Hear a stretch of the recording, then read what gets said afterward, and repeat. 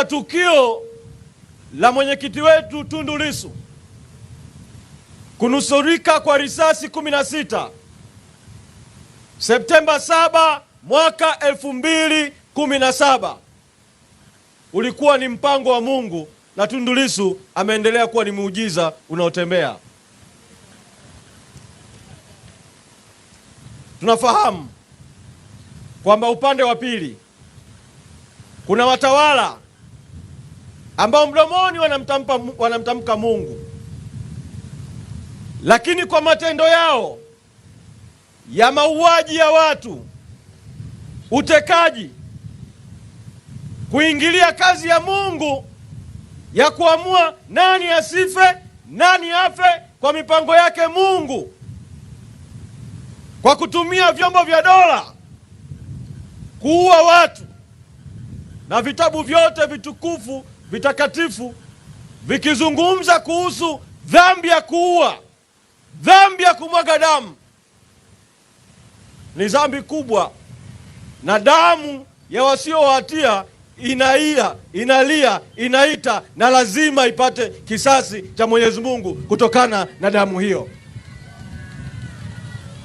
Sasa tarehe 23 mwezi Aprili mwaka huu wa 2026 kulikuwa na tukio Dar es Salaam, tukio la mwenyekiti wa kilichoitwa tume ya uchunguzi kukabidhi ripoti kwa rais juu ya mauaji yaliyotokea tarehe 29 Oktoba na siku zilizofuatia, na tukaisikia ripoti ya mwenyekiti wa tume ikitoa takwimu ya kwamba watu 518 wameuawa na wengine wengi zaidi hawajulikani wako wapi. Lakini kwa bahati mbaya sana mzee wetu Chande aliamua vile kutoa taarifa ya uongo juu ya kiwango halisi cha mauaji. Sisi Chadema tumechukua msimamo wa kwamba ili ukweli ujulikane juu ya mauaji, ili kuwa na haki, ili kuwa na uwajibikaji kwa ukweli, ni lazima ufanyike uchunguzi huru ukihusisha watu huru wa kitaifa wa ndani na wachunguzi wa kimataifa. Ukweli halisi wa mauaji uwe hadharani. Sasa sisi tuliposema tunataka uchunguzi wa kimataifa, CCM inasema na serikali yao tusikubali watu wa nje kuja kufanya mambo ya ndani ya nchi yetu. Sisi tunawaambia nyinyi hamuaminiki, ni waongo. Tanzania imesaini mikataba ya kimataifa ya Umoja wa Mataifa, ya Umoja wa Afrika, ya Jumuiya ya Madola, ya SADC na mikataba mingine, ambapo mambo yasipokuwa sawa katika nchi, watu wa nje wana haki na wajibu wa kuja, tunataka waje katika nchi yetu. Sasa wao wanasema hayo ni ya kwenu viongozi wa Chadema, wananchi hawataki uchunguzi wa nje. Kasema tuje wa wananchi, tuwaulize wananchi, wangapi mnaunga mkono kwamba ufanyike uchunguzi huru kuhusisha vyombo vya kimataifa, vyombo vya habari. Sasa vyombo vya habari, hiyo ni wananchi wanataka uchunguzi huru. Sasa wananchi pamoja na vidole tupaze sauti kwamba tunataka uchunguzi huru mauaji ya Oktoba. Tunataka uchunguzi huru mauaji ya Oktoba. Sasa wanasema wasiletwe wachunguzi wa kimataifa. Hebu sauti zenu wale ambao mnakubali wachunguzi wa kimataifa, mseme tunataka uchunguzi wa kimataifa. Tunataka uchunguzi wa kimataifa.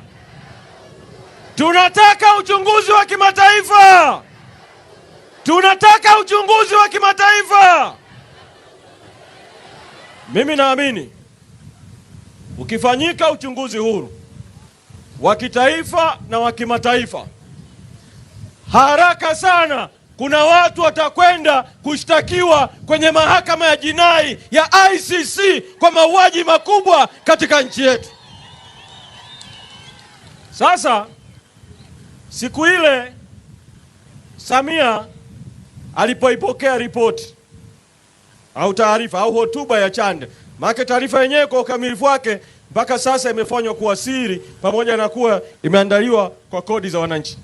Rais Samia akatoa hotuba ya kumjibu Jaji Chande, hotuba ambayo ilikuwa inaonyesha kulikuwa na mawasiliano kati ya Chande na Samia kabla katika kuandika hotuba, kwa kuwa walikuwa wanasoma hotuba kama wanafuatana hivi, na alisema ameiona ripoti pale pale, lakini alipokwenda kutoa hotuba akatoa hotuba iliyoandikwa anaijibu ripoti ambayo alisema aliiona pale pale. Kwa hiyo kimsingi Samia alisema uongo pale siku ile hadharani kabisa. Lakini sasa kuna jambo kubwa zaidi. Alipoipokea ile ripoti, mambo makubwa kadhaa nitayazungumza. La kwanza, alisema kwamba kwa kweli kwa mambo yaliyotokea katika nchi yetu tunahitaji au tunaomba Mwenyezi Mungu aweze kuingilia kati, na kwamba tunahitaji tuwe na siku ya maombolezo na tuwe na siku ya maombi. Hiyo ni tarehe 23 mwezi Aprili. Leo ni tarehe ngapi? 21 mwezi Juni. Mmeshaona Samia akiandaa siku ya maombolezo waliouawa. Mmeona siku ya maombolezo? Mmeiona? Kwa hiyo alisema uongo siku ile, si ndio? Hapo akasema kwamba kutakuwa na siku ya maombi ya kuliombea taifa. Mmeshaiona hiyo siku ya maombi ya kuliombea taifa? Mmeiona? Hakuna, si ndio? Sasa akaamua kutumia maneno ya Mwenyezi Mungu, na nitayanukuu maneno ya Mwenyezi Mungu ambayo Samia aliyasema katika hotuba yake siku ile. Kwanza akasema kwamba kwa nyakati kama hizi katika ambazo ziko kwenye taifa letu, inabidi kwa imani ya Kikristo twende kwenye Biblia. Akasema twende kitabu cha Kumbukumbu za Nyakati sura ya 7 mstari wa 4, na akanukuu aya ifuatayo ambayo na mimi nainukuu: ikiwa watu wangu walioitwa kwa jina langu watajinyenyekesha na kuomba na kuutafuta uso wangu na kuziacha njia zao mbaya, basi nitasikia toka mbinguni na kuwasamehe dhambi yao na kuiponya nchi yao. Maneno mazuri kutoka kwenye Biblia. Lakini hebu tujiulize, hivi Samia Suluhu Hassan hata baada ya mauaji, yeye na wenzake wamejinyenyekesha kwa wananchi na kuambia wananchi tumewakosea na tumekosea? Wameshanyenyekeza kwamba wataomba, wameshaandaa siku ya maombi na sala walioahidi kuifanya? Hawajafanya, si ndio? Wataziacha njia zao mbaya. Hivi Samia na wenzake wameziacha njia zao mbaya? Wameendelea kukumbatia uongozi walioupata kwa wizi, uporaji wa uchaguzi, udhalimu, ubatili. Bado wameng'ang'ania nafasi ambazo kama wanataka kuacha njia zao mbaya walitakiwa wajiuzulu, uchaguzi ufutwe, turudie tena uchaguzi, watoke kwenye hizo njia mbaya. Badala yake wanaendeleza njia zao mbaya tu za kutumia vyombo vya dola. Mnawasikia sasa wakizungumza, wakiminya haki ya wananchi kuandamana, ambayo ni haki ya kikatiba. Mambo yale yale waliyotenda wakati wa no reforms no election wanayarudia. Bado wanaendelea na njia yao ile ile mbaya ya kumshikilia Tundu Lissu mpaka leo kwa kesi ya uongo ya uhaini. Wanaendelea na njia zao mbaya vile vile. Sasa katika kali kama hiyo, hivi Mwenyezi Mungu atasikia dua zao kutoka mbinguni? Wanazungumza kuhusu uponyaji wa taifa. Hivi Mwenyezi Mungu ataongoza uponyaji wa nchi katika mazingira kama haya? Nataka kusema nini? CCM na serikali yake na viongozi wao, kama alivyosema ndugu yangu mmoja pale, nimekusikia sauti yako ukisema wanamchezea Mungu. Sasa wangapi mnasema wanamchezea Mungu? Make mmoja alisema wanamchezea Mungu, si ndio? Si ndio? Wanamchezea Mungu, si ndio? Sasa mseme wasikie na sauti kabisa, CCM na Samia wanamchezea Mungu. CCM na Samia wanamchezea Mungu. Sasa siku hiyo akatoa na aya ya Qur'an tukufu, na akaitoa kutoka sura Al-Araf ambayo ni sura ya 7 katika Qur'an, aya ya 23. Nitaisoma kama alivyoisema yeye siku ile kutoka katika Qur'an. Wakasema, Mola wetu, tumedhulumu nafsi zetu, na kama hutusamehe na kuturehemu, bila shaka tutakuwa miongoni mwa wenye hasara kubwa kabisa. Sasa hii sura hii ya Qur'ani, ukisoma aya zinazotangulia pale juu, hii ni aya 23. Lakini mimi nilipomsikiliza Samia siku ile, nilikwenda kuchukua msaafu, nikaenda kuangalia sura aya ya 19, nikaangalia aya inayofuatia 20 na kuendelea, ili kupata mtiririko hivi hii sentensi hii aya inatanguliwa na maneno gani katika Qur'ani. Aya hii imekwenda katika sehemu ambayo inazungumziwa kisa cha Hawa na Adamu, ambao wao walikwenda kufanya jambo katika mti ambao Mwenyezi Mungu aliwakataza. Alafu baadaye sasa, baada ya kufanya makosa, kufanya hiyo dhambi, ndio sasa Mwenyezi Mungu alipowafunua macho kuona wamekosea, baada ya kushawishiwa na shetani au ibilisi, ndio sasa wakasema, Mola wetu, tumedhulumu nafsi zetu. Kwa hiyo kwanza walikiri makosa, waliona wamekosea nafsi zao, tumedhulumu nafsi zetu, na kama hutasamehe na kuteremu, bila shaka tutakuwa miongoni mwa wenye hasara. Kwa hiyo kwanza waliona wamedhulumu, alafu wakajirudi, wakaomba msamaha. Samia anapita na wenzake huko, na wengine wanaamua kutumia vibaya Qur'ani kutaka kutetea uovu, lakini Samia huyu hataki kukiri kwamba vyombo vya dola vimeua. Badala yake wakamtuma Jaji Chande akatoa ripoti.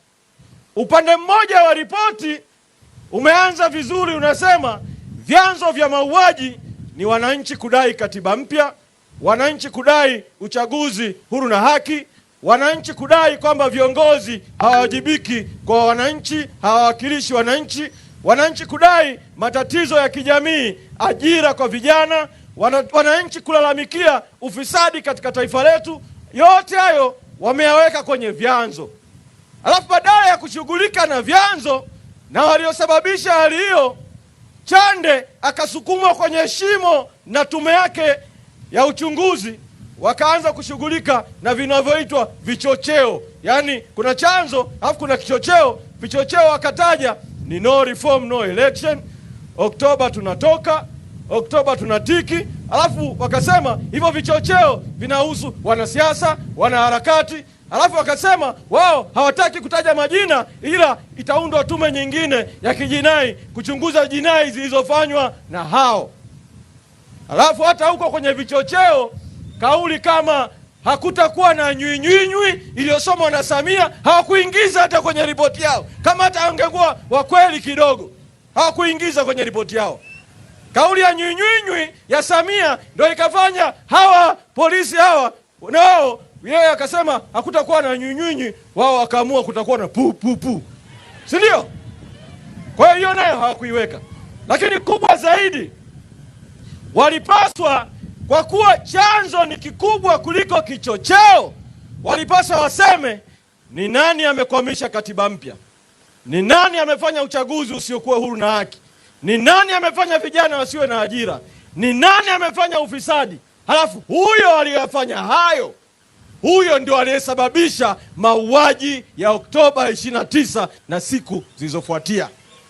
Na kama ingekuwa hivyo, ripoti ingekuwa na ukweli huo, maana yake sasa hivi hiyo tume ya pili wanayoita ya jinai iliyoitwa na inaitwa ya Jaji Lila kama mwenyekiti, jaji wa mahakama ya rufaa, hiyo tume sasa hivi ingekuwa inamchunguza Samia, ingekuwa inamchunguza IGP, ingekuwa inamchunguza mkuu wa majeshi, ingekuwa inawachunguza waliohusika kutoa amri ya kuua watu na waliohusika kusababisha matatizo katika nchi yetu kwa miaka mingi, yaliyopandisha hasira, uchungu wa watu kwa namna ambayo watu waliona. Wengine waliamua kwenda barabarani, wengine waliamua kubaki nyumbani bila kwenda kupiga kura, lakini bado wakafuatwa mpaka majumbani, wakapigwa risasi, wakauliwa. Hao ndio wangeshughulikiwa. Sasa ndugu zangu, siku hiyo ya tarehe 23 tume ya Chande ikasema kupitia kwa Chande kwamba kwenye mapendekezo sasa ufumbuzi ni nini. Wakapendekeza tume ya Chande kwamba kwenye swala la katiba mpya, wao wakapendekeza kuwa kutaundwa kamati ya wataalamu ili mchakato wa katiba uendelezwe na ukamilike mwaka 2028. Tume ikasema hivyo. Tume ilipomaliza kusema hayo, Rais Samia wakati anatoa hotuba, rais haramu, rais batili, wakati anatoa hotuba akijibu hotuba ya Jaji Chande, yeye akasema, akaenda tofauti na ile tume. Yeye akasema ataunda kamati ya maridhiano ya katiba, alafu itafanya mchakato wa katiba mpya ukamilike ifikapo mwaka 2028. Lakini Samia akasema mambo mengine yenye nia mbaya ya kukwamisha mchakato wa katiba. Akasema hivi, tumemaliza ripoti ya tume ya uchunguzi ya Chande, akasema nitaunda tume nyingine ya uchunguzi wa jinai. Alafu akasema tume ya jinai itakapokamilisha kazi yake nitaunda tume nyingine ya maridhiano. Alafu tume ya maridhiano ikishakamilisha kazi yake ndio nitaunda tume ya katiba mpya. Mnaelewa tafsiri yake? Yaani tume ya kwanza imeanza kuanzia Oktoba huko Novemba imeendelea mpaka Aprili. Tume ya kwanza miezi yote hiyo. Tume ya pili imeanza sasa, haijulikani hata itamaliza nini, kwa sababu inasema inachunguza jinai. Haijulikani hata uchunguzi wa jinai utakamilika lini. Kwa hiyo tume ya tatu haijulikani itaundwa lini. Kama tume ya pili haijulikani itamalizika lini, tume ya tatu haijulikani itaundwa lini, tume ya nne ndio kabisa hutajua itaundwa lini. Kwa hiyo wanachokifanya ni nini? Wanavuta muda kwa kuchelewesha kwa uundaji wa tume. Ikifika mwaka 2028 katiba iwe haipo, wawaambie samanini jamani, tumebakisha miezi michache kuelekea uchaguzi wa serikali za mitaa, kwa hiyo tuachane kwanza na mambo ya katiba, tufanye uchaguzi wa serikali za mitaa, vijiji na vitongoji kwa katiba hii kwa sheria hizo mbovu. Alafu wakishaengua wagombea na kupora uchaguzi kwenye vijiji, vitongoji na mitaa, waseme mnajua mwaka huu 2029 tumebakisha muda mfupi kuelekea uchaguzi wa 2030, kwa hiyo hatuwezi vile kuandika katiba mpya. Vuteni subira, twendeni kwenye uchaguzi na katiba hiyo ya 77, alafu tunawaahidi tena kwa mara nyingine tena baada ya uchaguzi tutaanza na jambo la katiba. Ndio maana kwa kutambua hilo, uongo wa CCM, unafiki wa Samia, unafiki wa serikali. Sisi tumesema mchakato wa katiba lazima uanze sasa, lazima uanze sasa, lazima uanze sasa. Wangapi mnaunga mkono mchakato wa katiba uanze sasa? Wote. Sasa hiyo mikono ya wote, wote, wote. Lakini wasikie na sauti ya Makambako, semeni mchakato wa katiba uanze sasa. Mchakato wa katiba uanze sasa.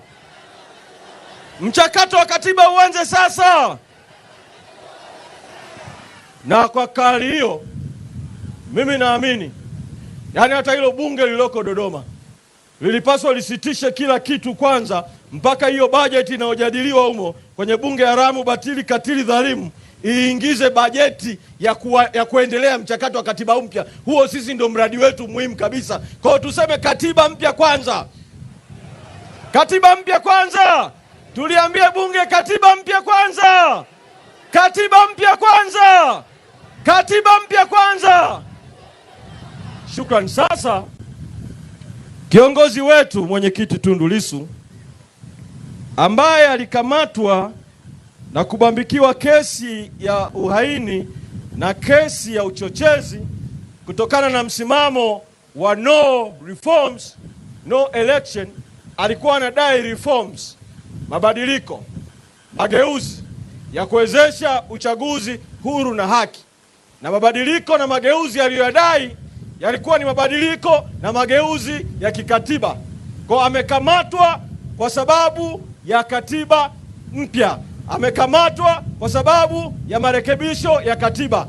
Amekamatwa kwa sababu ya mabadiliko ya katiba. Amekamatwa kwa sababu ya kudai uchaguzi huru na haki. Uhaini, uchochezi ni uongo tu wa Samia na waliomfungulia kesi, si ndio? Lissu sio mhaini, si ndio? Sasa kuna njia mbili tu za Lissu kuachiwa. Nitasema moja tu leo kwa sababu ya muda na dakika 3 tu. Kuna njia ya mahakamani, kesi kusikilizwa kwa haraka na haki ikatendeka kwa haraka, kwa sababu haki iliyochelewa ni haki iliyocheleweshwa. Justice denied is just delayed. Sasa tunaamini kesi ikisikilizwa, imekwisha onekana pale Mahakama Kuu Lissu alivyowashughulikia wale mashahidi wa serikali mpaka wakapoteana. Yani wakiachia hiyo mechi ikaendelea, Lissu ni kama jeshi la mtu mmoja, yani waje wote, mwanasheria mkuu wa serikali, mwendesha mashtaka, mawakili wao, na hata wakiamua na Samia naye akasaidie utetezi, bado jeshi la mtu mmoja litawapiga mahakamani kwenye hiyo kesi. Lissu, Lissu, Lissu, Lissu, Lissu, Lissu, Lissu, Lissu, Lissu. Asante peoples. Nikisema katiba mpya mnasema free Tundu Lissu. Katiba mpya! Katiba mpya! Katiba mpya! Katiba mpya! Katiba mpya! Sasa kuna njia rahisi sana ya Lissu kuachiwa. Aliyefungua kesi ni mwendesha mashtaka DPP. Mwendesha mashtaka amepewa mamlaka kwa katiba na sheria, wakati wowote akiona kesi yoyote iliyofunguliwa haina maslahi kwa umma au ina mapungufu, anapeleka mahakamani hati inaitwa hati ya kutokuwa na nia ya kuendelea na kesi. Kwa Kiingereza na kwa Kilatini inaitwa nolle prosequi, nolle prosequi, kwamba hana nia ya kuendelea na kesi. Kwa neno la Kilatini hilo, maneno ya Kilatini nolle prosequi, hana nia ya kuendelea na kesi, kwamba hana nia ya kuprosecute, kesi inafutwa. Alifanya hivyo kwenye kesi ya mwenyekiti alikuwepo Mbowe, alishtakiwa kwa ugaidi, akapeleka nolle prosequi, Mbowe akatoka immediate. Sasa sisi tunaamini badala ya kupoteza muda wa Lissu gerezani na kupoteza muda wa majaji mahakamani na kutumia gharama kubwa kuendesha kesi isiyokuwa na maana yoyote, tunamtaka mwendesha mashtaka DPP na Samia Suluhu Hassan ambaye ana mamlaka juu yake wapeleke hati ya kuifuta hiyo kesi ya Tundu Lissu mara moja. Tundu Lissu awe huru, si ndio? Wangapi mnaunga mkono kesi ifutwe? Sasa kama mnaunga mkono na kesi ifutwe, kesi ifutwe, kesi ifutwe, semeni DPP Samia, futeni kesi ya Lissu. DPP Samia, futeni kesi ya Lissu. DPP Samia, futeni kesi ya Lissu. Ndugu zangu, niishie hapa kwa muda huu ili nimlete makamu mwenyekiti. Lakini kwa kuwa nimezungumza kuhusu Mungu leo, kuna msemo unasema sauti ya watu, sauti ya Mungu. Kwa Kilatini vox populi vox Dei. Kwa nikikunja ngumi nikisema sauti ya watu, mnasema sauti ya Mungu. Sauti ya watu! Sauti ya watu! Sauti ya watu! Sisi Chadema tunaamini kwenye falsafa ya nguvu ya umma, people's power. Na umma ni watu, sawa sawa, na nguvu ni power. Kwa tunaamini kwenye falsafa ya nguvu ya umma. Na kwa sababu sauti ya watu ni sauti ya Mungu, maana yake vile vile nguvu ya umma ni nguvu ya Mungu, si ndio? Kwa nikisema nguvu ya umma, mnasema nguvu ya Mungu. Nguvu ya umma! Nguvu ya umma! Nguvu ya umma! Asanteni sana, Mwenyezi Mungu abariki. Mheshimiwa Makamu Mwenyekiti, Mheshimiwa John Heche, karibu sana uzungumze na wananchi wa Makambako na kanda. Mbele ya Mungu Chadema nitakulinda mpaka kufa. Haya DJ. Makambako nimepigwa baridi hapa. Yaani niko hoi. Sasa nakajua haka kanapotea potea, lakini nimefurahi kuwa hapa. Nataka wote tukunje ngumi mpaka kule mwisho, na mimi naona kunja ngumi. Waandishi pandeni hapa, hiyo ngumi iende kwenye gazeti asubuhi. Haya makamu.